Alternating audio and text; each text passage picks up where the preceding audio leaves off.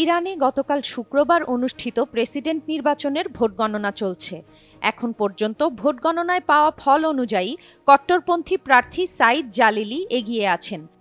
সাইদ জালিলি ইরানের সর্বোচ্চ ধর্মীয় নেতা আয়াতুল্লাহ আলী খামেনির ঘনিষ্ঠ হিসেবে পরিচিত।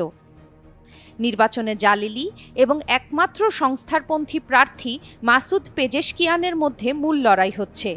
ইরানের স্বরাষ্ট্র মন্ত্রণালয়ের কর্মকর্তা মোহসেন ইসলামি রাষ্ট্রীয় টেলিভিশনকে বলেন, এখন পর্যন্ত 1,03,00,000-এর বেশি ভোট গণনা হয়েছে।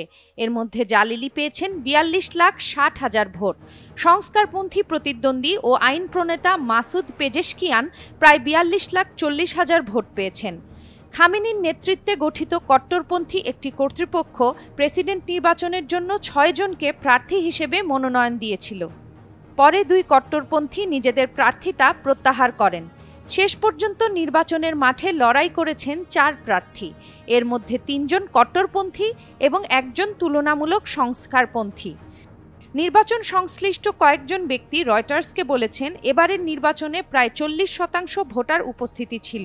2021 সালে অনুষ্ঠিত প্রেসিডেন্ট নির্বাচনে ভোটার উপস্থিতি ছিল 48%, আর গত মার্চে অনুষ্ঠিত পার্লামেন্ট নির্বাচনে ভোটার উপস্থিতি ছিল 41%। নির্বাচনে কোনো প্রার্থী যদি ন্যূনতম 50% ভোট না পান, তবে নির্বাচন দ্বিতীয় দফায় গড়াবে। ইরানের বার্তা সংস্থা তাসনিমের প্রতিবেদনে আভাস দেওয়া হয়েছে, প্রেসিডেন্ট নির্বাচন দ্বিতীয় দফায় গড়াতে পারে।